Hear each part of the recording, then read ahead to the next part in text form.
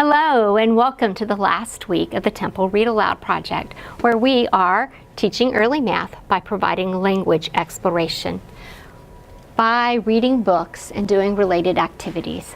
I am Suzanne Forsyth with the University of Texas, and this week we are going to read Around Home, Shapes by James D. Anderson.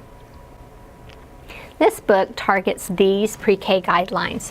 The child names shapes and the child creates shapes.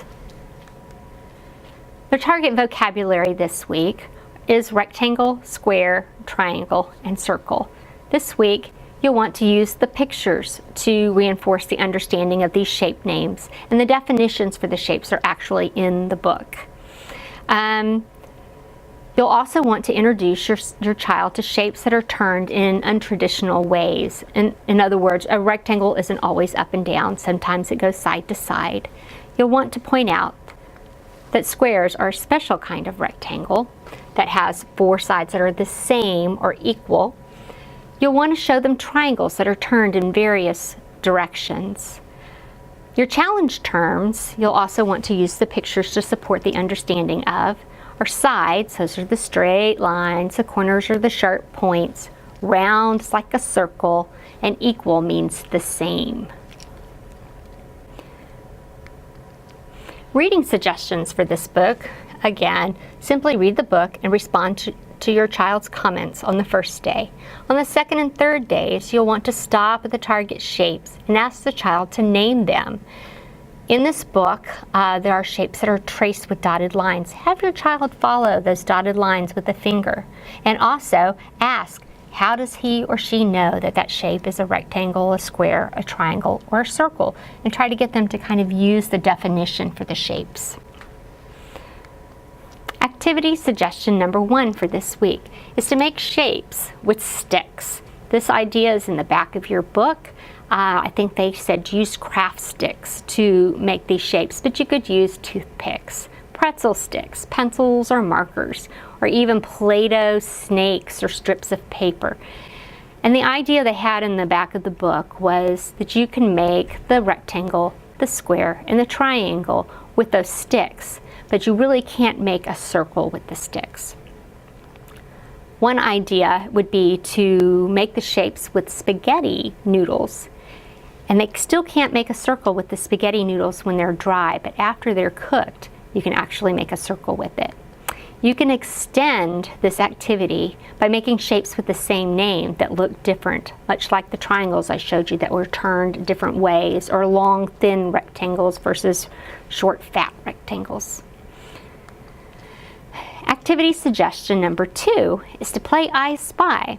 Traditionally, when you play I Spy, you say, I spy something that is blue or red or yellow. But instead of looking for colors, have your child look for shapes. For instance, I spy something that is a circle, and it might be the clock. It might be a bowl or a plate. I spy something that is a rectangle. It might be the doorway or a window, a rug on the floor. But have your child looking for shapes throughout the house. Obviously, you'll want to take turns with your child and let them say, I spy something that is a shape. And you can extend that vocabulary by spying other shapes, like a rhombus or a hexagon.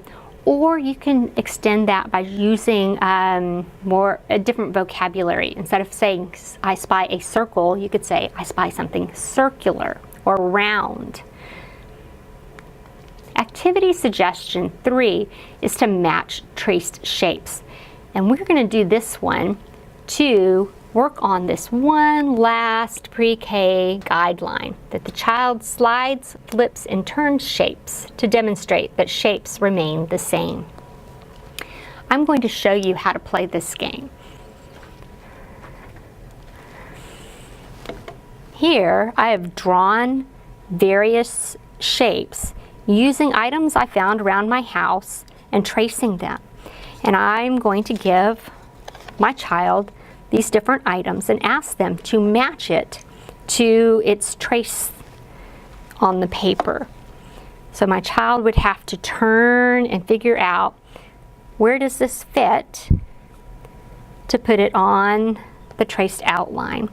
And you can see I have a long, thin rectangle and a shorter, fatter rectangle. But the idea is to have them turned different ways so they're not always flat. And they can see that it's still that square even though it's turned a different way.